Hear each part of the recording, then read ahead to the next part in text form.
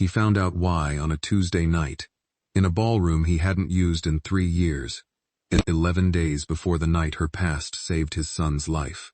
The Moretti estate on the North Shore had the particular quiet of a house built for people who valued silence as a form of security. 12-foot hedges instead of walls, cameras instead of curtains, a staff trained to move through the halls like they weren't there at all. Vincent had run the family's shipping and logistics business for 6 years, since his father's heart finally gave out at a desk he'd refused to leave, and he ran it the way he ran everything, methodically, without noise, without anything left to chance. His son Leo was the one thing in the house that was allowed to make noise. 6 years old, loud in the specific, joyful way children are loud before the world teaches them not to be. Leo had lost his mother to an illness 2 years ago that had taken 11 months to finish what it started, and Vincent had spent every day since trying to make sure his sons, in noise, never had to learn to go quiet the way his own had, growing up in this family. Clara Bennett had been the nanny for 4 months. She was good with Leo, patient, attentive, quick to laugh at his jokes in a way that didn't feel performed. She was also, Vincent had noticed without quite admitting he'd noticed, the most carefully unremarkable person he had ever hired. She wore cardigans a size too large in colors that didn't suit her, kept her dark hair pulled back so tightly it looked like it hurt, and moved through the house with the specific economy of someone who had spent years practicing how to take up as little space as possible. She also flinched, hard, full body, every time a door slammed or a tray dropped or Gianna's radio crackled too loud in the next room. The first time Vincent saw it happen, a service cart backfiring in the kitchen, Clara going rigid for a full second before recovering, he'd asked Gianna, his head of household security, to run a deeper check on the woman's references. Everything's clean, Gianna had told him a week later. No criminal history, no debts. Glowing references from a private tutoring agency in the city. Whatever she's flinching from, it's not in any file I can pull. Keep an eye on her anyway. I always do, boss. That's the job. Vincent had let it go. Whatever Clara Bennett was carrying, it was hers to carry, and he had enough of his own weight to manage without adding a stranger's history to the pile. He noticed her competence instead. The way she caught a vase before it hit the floor without seeming to look at it. The perfect, unconscious posture she fell into whenever she forgot to make herself smaller. The precision in how she moved Leo through a crowded room without ever once losing track of where every obstacle was. He filed it away, the way he filed most things that didn't immediately demand his attention.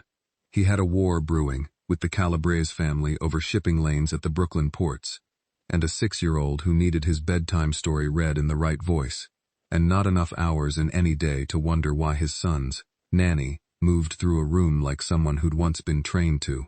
He found out anyway, just not the way he expected to. It was past 1 in the morning when Vincent gave up on sleep entirely and went looking for the one room in the house quiet enough to think in. The estate's ballroom hadn't been used since his wife's funeral reception 3 years ago. An absurd, beautiful, useless room with floor-to-ceiling windows and a sprung wood floor his mother had insisted on installing decades before he was born. For parties the family stopped throwing, once parties stopped being safe. He went there sometimes, when the house felt too full of his father's old ghosts, and his wife's recent ones, because the ballroom, empty and unused, held none of either. It wasn't empty tonight. He heard the music before he reached the door, something classical, low, coming from a small speaker set on the floor near the far wall, and his first instinct, trained by 6 years of running a business built on never being surprised, was caution. He slowed his approach, came around the edge of the doorway quietly, and stopped completely still. Clara was dancing, not swaying, not the loose, unconscious movement of someone humming along to a song. She was dancing the way a person danced after years of formal training, barefoot on the old sprung floor, her arms carving precise, deliberate lines through the air, her body moving through a sequence that looked rehearsed 1,000 times even though her eyes were closed, and her face had none of the careful blankness she wore during daylight hours. She turned, fast and controlled, landed soundless on the balls of her feet, and for the first time in 4 months, Vincent Moretti was looking at a woman who had completely forgotten to make herself smaller. He should have left. He understood that even as he stood there, that this was a private moment he had no right to be witnessing uninvited. He took one step backward, meaning to retreat the way he'd come, and his shoulder caught the edge of a side table he hadn't accounted for in the dark. The sound, small, just the scrape of wood against wood, was enough. Clara's eyes snapped open, and her whole body went rigid mid-turn. The trained grace replaced instantly by something closer to panic, her arms dropping to wrap around herself, her shoulders curling inward, the full-body flinch he'd seen a dozen times over a dropped tray now happening at full force over something far worse. "It's just me," Vincent said quickly, stepping fully into the doorway, hands visible, his voice pitched low and even the way he'd learned to speak to spooked horses as a boy. "Clara, it's Vincent. You're fine." She didn't relax immediately. It took several long seconds, her breathing audible across the room, her eyes locked on him with the particular wariness of someone doing rapid math on exits, before something in her shoulders finally eased. "I'm sorry," she said, her voice unsteady, already reaching for the cardigan she'd left folded over a chair, already starting the familiar process of making herself smaller again. "I shouldn't be in here. I'll go." "You don't have to go." Vincent didn't move closer. He'd learned, somewhere in the last 90 seconds, that closing distance right now would be exactly the wrong thing to do. "This room hasn't been used in 3 years. You're not in anyone's way. I let myself in. I should have asked." "I'm not asking you to apologize for dancing in an empty ballroom at 1 in the morning, Clara." He kept his voice level, curious rather than demanding, though the question underneath it had been building for 4 months and wasn't going to wait politely much longer. "I'm asking where you learned to move like that." Something closed over her face, fast and total, the careful blankness sliding back into place like a door shutting. "I took classes, a long time ago. That wasn't a class. I don't know much about ballet, but I know the difference between someone who took classes and someone who used to do this for a living." He nodded toward the speaker, still playing quietly. "You moved like someone with years in it. Professional years. It doesn't matter anymore." She pulled the cardigan on, wrapping it tight, the armor going back up piece by piece. "It was a long time ago. A different life. You flinch at dropped trays, Clara.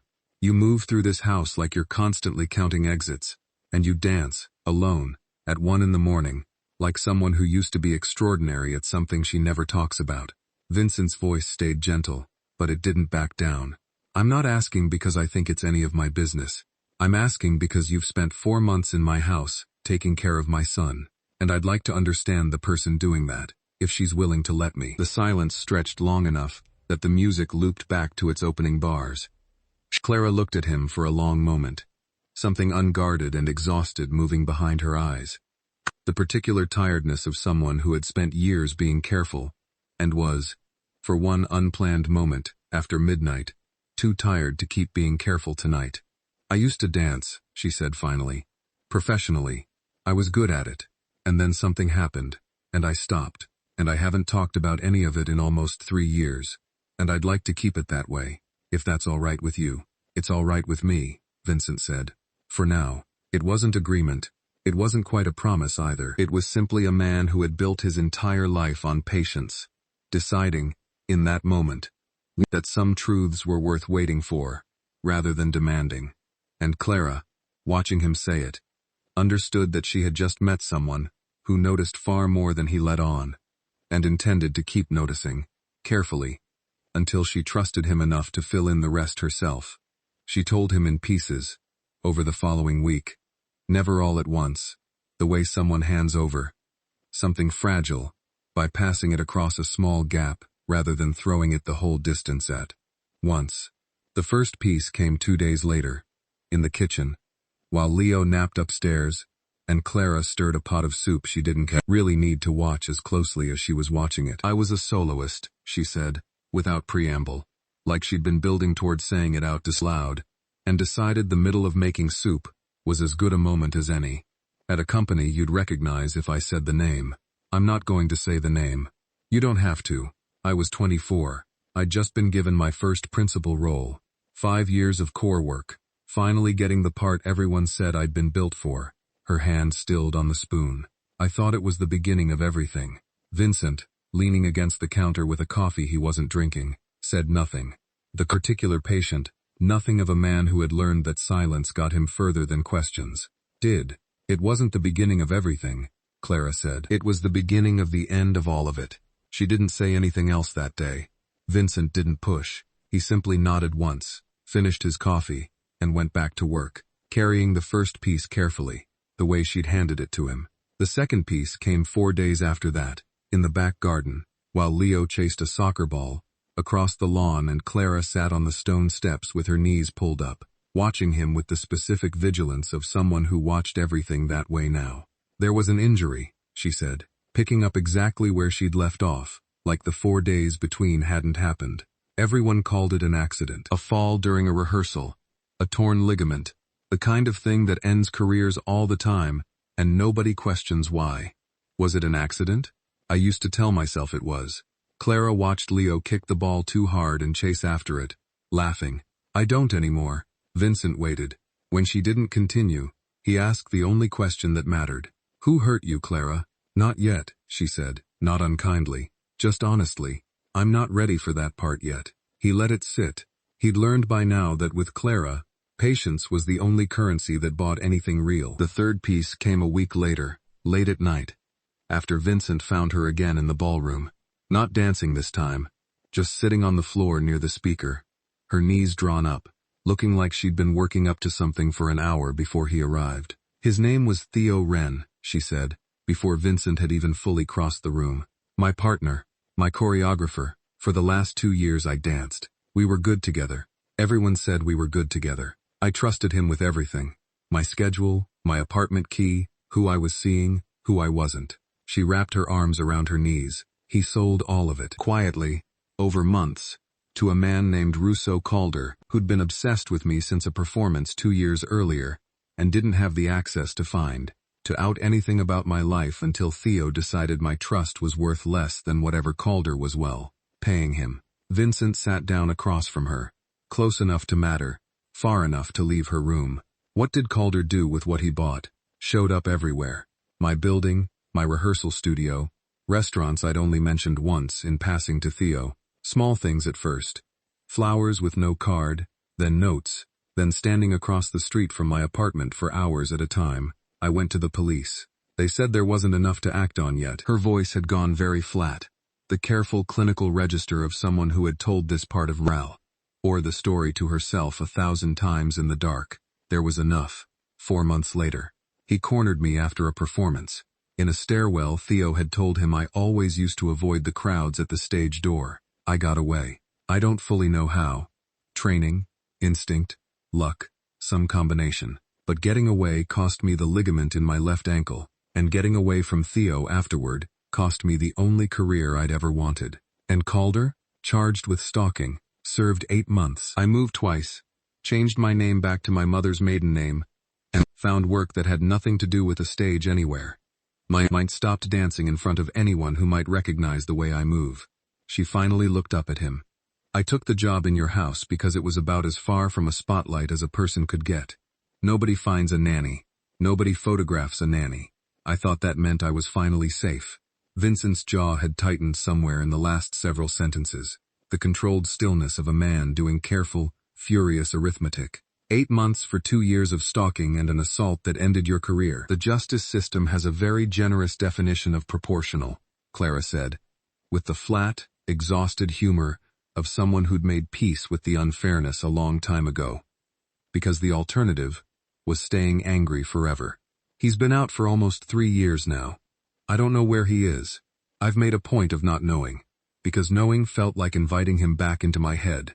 I'm going to have someone find out where he is anyway, Vincent said. It wasn't a question, and it wasn't performative concern. It was a statement of fact from a man whose entire professional life was built on knowing exactly where every threat to the people he was responsible for currently stood. Not to do anything, just to know. You don't have to do that. I know I don't have to. He held her gaze, steady, certain. I'm going to do it anyway, because you've spent 3 years carrying this completely alone, and I would like you to spend at least one day not having to. Clara didn't answer right away. When she did, her voice had lost some of its careful flatness. Why does this matter to you? I'm your son's nanny, Vincent. You don't owe me protection. You caught a vase without looking at it. You flinch like you've spent years training your body to expect danger. and you dance like the only time you let yourself be fully visible is when you think no one's watching. He said it simply, without performance, a man stating facts he'd been quietly assembling for weeks. I don't know yet what to call what I'm feeling about you, Clara.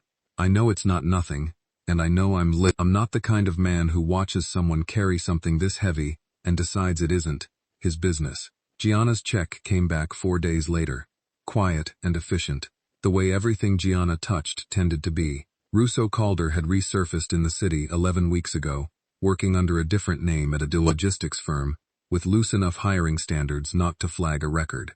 No direct contact with Clara, no evidence he knew where she was. It was, on its own, a problem that could wait. It was not, Vincent would think later, the problem that ended up mattering most that week. That problem arrived 3 days after Gianna's report, in the form of 6 men, 2 cars, and a business war with the Calabrese family that had nothing at all to do with Clara Bennett's past, except for the fact that when it broke through the estate's defenses, it was Clara's past, and everything it had trained into her, without her ever choosing it, that ended up standing between Leo Moretti and the men who'd come for him. It happened on a Thursday afternoon, ordinary right up until the second it wasn't. The Calabrese family had been pushing into Moretti shipping territory at the Brooklyn ports for 2 months, a slow, deliberate escalation. Vincent had been managing the way he managed everything, carefully, methodically, certain he had more time than he turned out to have. He was in the city that afternoon, in a meeting 3 deals deep into a negotiation that was supposed to settle the entire territory dispute without anyone needing to raise a voice. He was wrong about having time. Marco Calabrese had decided patience was for men who could afford to lose, and patience wasn't a luxury he intended to extend any further. Clara and Leo were in the first-floor playroom, building a tower out of wooden blocks, tall enough that Leo kept narrating its imminent, inevitable collapse, with the specific dramatic relish 6-year-olds bring to disasters they get to cause themselves. Clara was sitting cross-legged on the floor, half watching the tower, half listening to the quiet hum of the estate around her, a habit she'd never fully unlearned, the part of her that always knew, without thinking about it, where every exit in a room was. The playroom door slammed open hard enough to rattle the frame. It was Gianna, face pale, a sidearm drawn, her radio crackling with static, and shouting Clara couldn't parse fast enough. Breach. North wall. 3 men. They're moving toward the house. The crack of gunfire from the hallway cut her off mid-sentence. And Gianna went down hard, a dark stain spreading fast across her shoulder, her weapon skittering out of reach across the polished floor. Clara didn't scream. She didn't freeze. Some deep, trained part of her body, the same part that had once carried her across a stage under Dan. Bright lights with a torn ligament for 9 more seconds than her body should have allowed. The same part that had gotten her out of a stairwell 3 years ago when staying still would have meant something far worse. Took over, before her conscious mind had finished processing what was happening. She was on her feet and across the room, in the time it took Leo to register the sound, scooping him up despite his startled cry, already moving toward the reinforced panic door built into the back wall of the playroom, disguised as ordinary wainscoting, a detail every member of the household staff had been required to memorize during their first week of employment. Stop right there. A man's voice, accented, furious, filled the hallway behind her. Clara didn't look back. Years of stage discipline had taught her one thing above everything else. Never break form mid-sequence. Never let a distraction cost you the landing. She shoved her shoulder into the heavy panic door, threw herself and Leo through the gap, and was reaching to seal it behind them when a boot wedged into the closing space. A man pushed through, weapon raised, his face set in the flat, business-like focus of someone being paid for a job rather than driven by anything personal. Clara had half a second. Half a second was, it turned out, exactly the amount of time 11 years of professional training had spent preparing her body to use. She didn't think, she moved. A fast, controlled pivot. Weight dropping low through her hips the way she'd forted and taught to absorb force without losing balance, putting her own body squarely between the gunman and the small, terrified boy pressed into the corner behind her. She didn't raise her hands in surrender. She planted her feet the way she'd once planted them before a turn meant to be held for 8 full counts. Completely still, completely present, refusing to give an inch of ground. "Move," the man said. "No?" Clara said, and her voice came out steadier than she expected, steadier than she had any right to feel. The gunshot that followed didn't come from him. It came from behind him, fast and final, and the man dropped where he stood, standing in the doorway, his suit jacket torn at the shoulder, his face set in an expression Clara had never seen on him before, total, focused violence, immediately giving way to something else the instant his eyes found her and Leo both upright and cold. Breathing was Vincent. He'd made it back in 11 minutes flat, breaking every speed law on the parkway the second Gianna's panic alert hit his phone mid-negotiation, arriving to a house already half secured by his own men, and a corridor where his son's nanny had just held a line against an armed professional with nothing but her own body and a discipline she'd spent years insisting was useless to her now. "Leo," Vincent said, crossing the distance in 3 strides, dropping to his knees to pull his son into his arms, checking him over with the fast, practiced hands of a father who had spent 2 years already terrified of losing the only family he had left. Leo was crying, shaking, but unhurt, completely, entirely unhurt. Vincent looked up at Clara. She was still standing in the same braced position, arms slightly out, the trained stillness of a dancer, holding a position long after the music had stopped.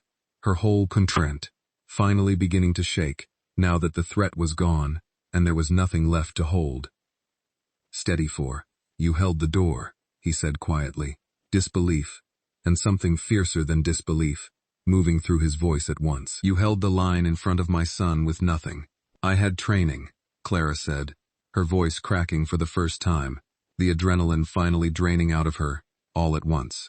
"I didn't think, I just moved the way I used to move. It's the only thing my body still remembers how to do without me deciding to. It saved his life. It should have saved my career 3 years ago, and it didn't." She finally let her arms drop, her legs nearly giving out from beneath her, and Vincent was there before she fully registered moving, one arm coming around her, steady, careful, asking nothing of her except to lean against him for as long as she needed to. "It's saving something tonight," Vincent said quietly, his hand coming up to rest against the back of her head, not possessive, not claiming in the hungry, hurried way of a man overtaken by adrenaline, just steady, present, the simple, unhurried gesture of someone who finally understood exactly who he'd been standing next to for months.